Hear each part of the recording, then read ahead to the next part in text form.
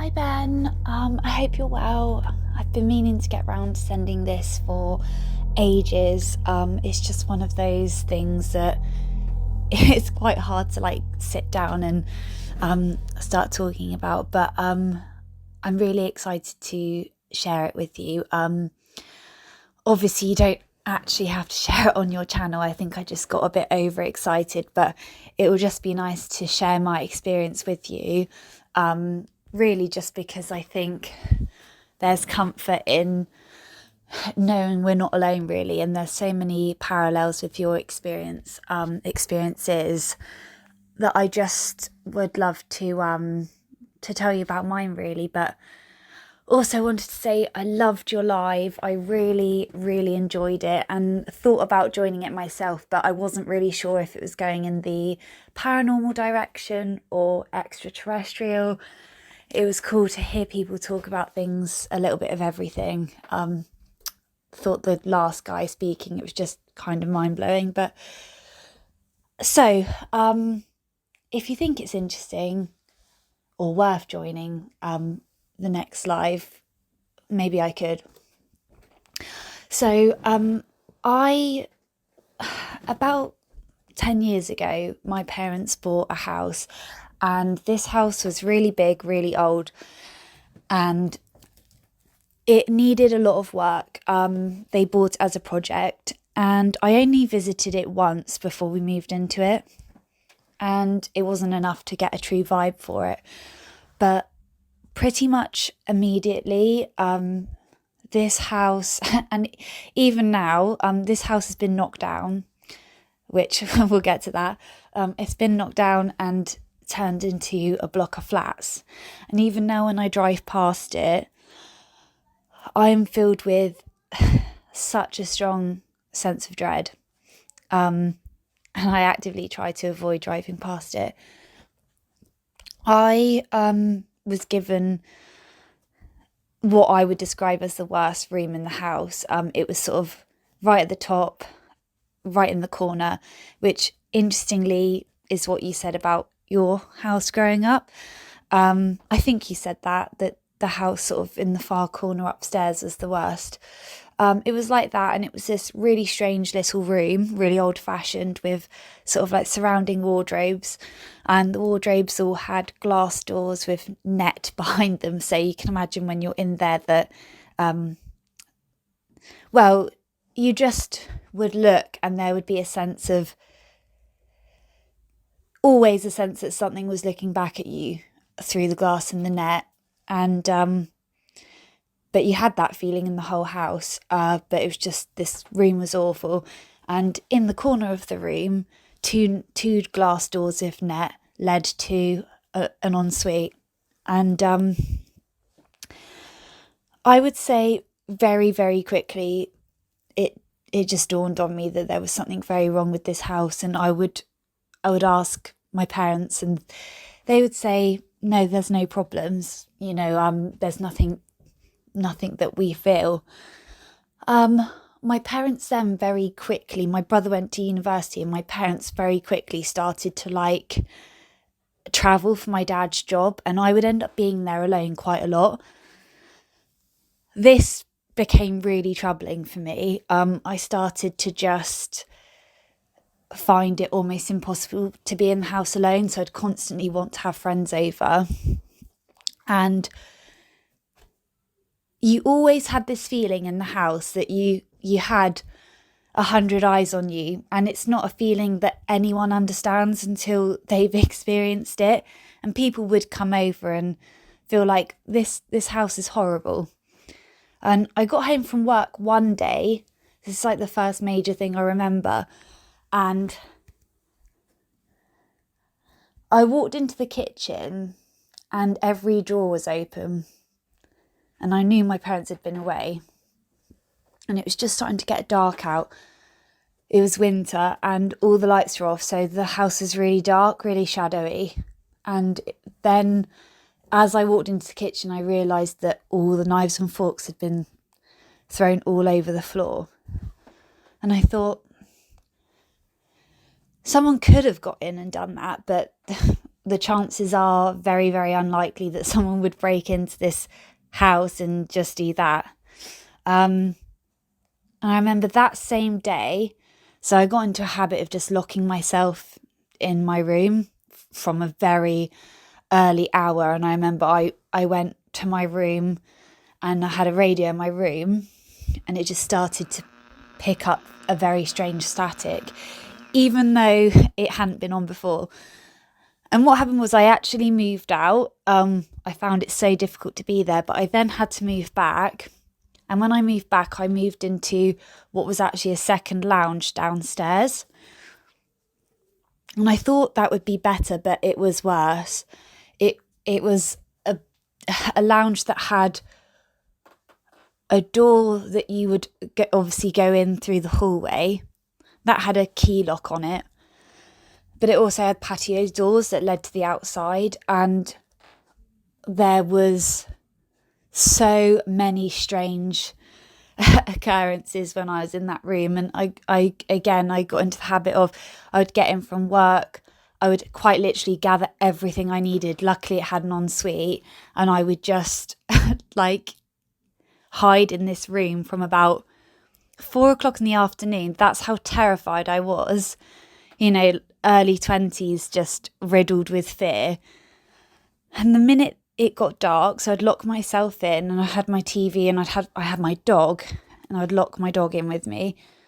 And the minute it got dark, it was like this house just came alive in the most negative, haunting way. Not only did the feeling of a million eyes being on you continue in that room, but you would hear footsteps up and down the hall towards the door. The doors would rattle. The handles wouldn't, but the doors would rattle like there was a strong wind. Whispering sounds.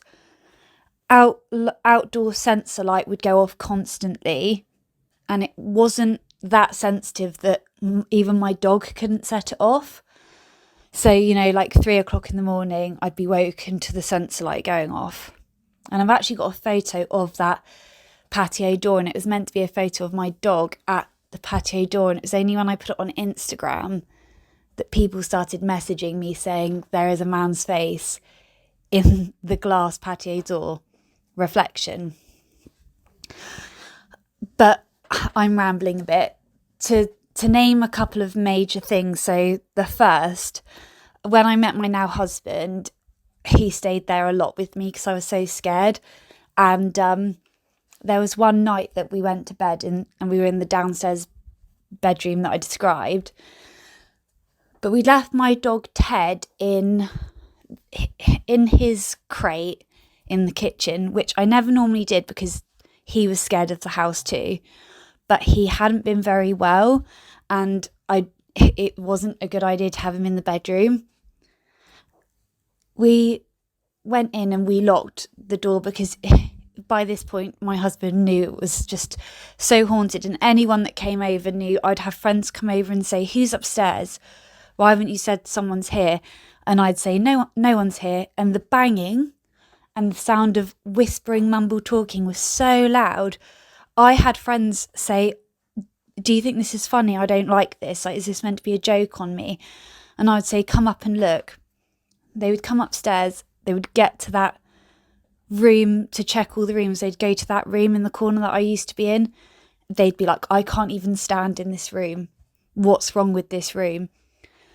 So we were in bed and we started to hear some really strange, again, sounds like someone was in the house, but you knew no one was, but you were still terrified. We started to hear Ted kind of barking, but every now and then also kind of whimpering, like scared. So we got out of bed and we were right at the door, but we were too scared to leave the room. Our ears are pressed against the door. And then we start hearing a second dog. And this dog, whenever we would hear Ted bark and whimper, you would hear the second dog, and it sounded like a big dog, growl this absolutely unnerving growl. It just sounded like a beast in there. Oh, even talking about it, it's really hard to talk about it. And like so many evenings, I've thought, right, I'll send my experiences to Ben. And then I've thought, I can't do it because it's dark and just the memories coming back. But this went on for about an hour and we recorded it, and we had all these recordings for a long time. Unfortunately, we lost it. But the thing that really sticks out, the main thing that happened there that really always sticks out to us, is another night we'd gone to bed, and this house was so strange. Above like our room, which was this downstairs lounge room, there was like a small loft that was between upstairs and downstairs. We woke up, it was nearly dead on 3 o'clock in the morning, which I know is significant. We woke up. We didn't know what woke us, and I always find that a really strange experience in life when you wake up and you know something woke you, but you have absolutely no idea what it was that woke you. And we both woke at the same time, and we're sort of like getting our bearings and thinking what awoke us. And we realised that the light in this loft hatch was on, and I think it was my husband was like, Liv, look, the light is on. Why is that light on? We just both lay there terrified, frozen in fear. We couldn't do anything, and I think we spoke to each other like, what the hell, because the switch for the light was inside the hatch. So we just couldn't believe it. And I think we talked ourselves around, like, again, like we all do, don't we? I've had things happen right in front of my eyes and you very quickly rationalise it. And I think we did. And I rang my parents the next day. They were away, but they were coming back. And I told them, I said, you won't believe what happened. And they were sceptical. Obviously, they hadn't seen it. And they still said they didn't experience anything there.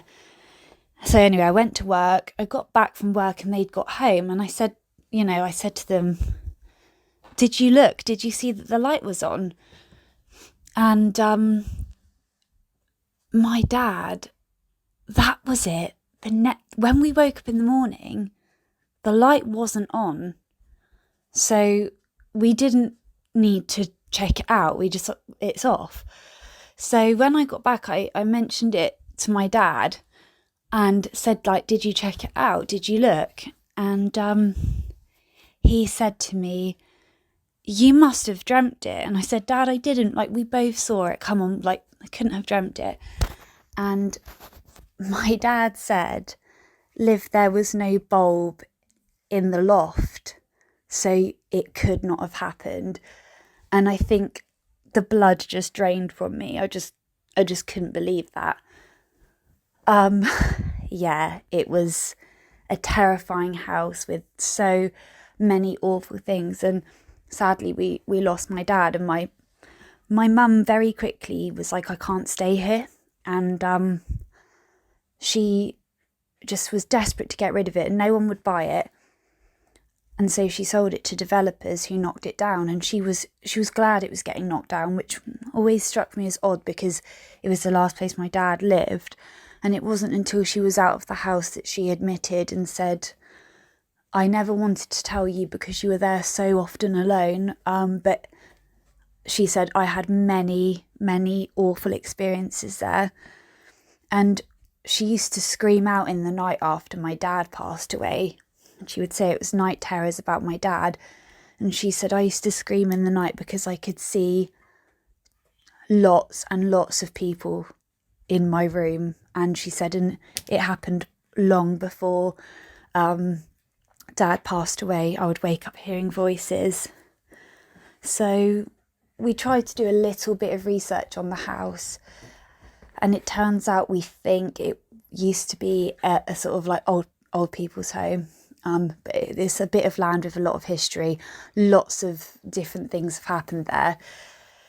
So that is my experience, and I've kind of taken a long time to explain that, which is probably why it's best I don't go live. However, I do have other interesting experiences like UFO, sort of weird premonitions, and also sort of astral projection type stories. I don't know if that's anything that interests you at all, but yeah, I hope you found this interesting, and you'll have to let me know if you listened to that medical medium podcast, because I found that very interesting, and great that someone so public has actually come out with such a bold life experience. So thank you for listening, and I look forward to your next video.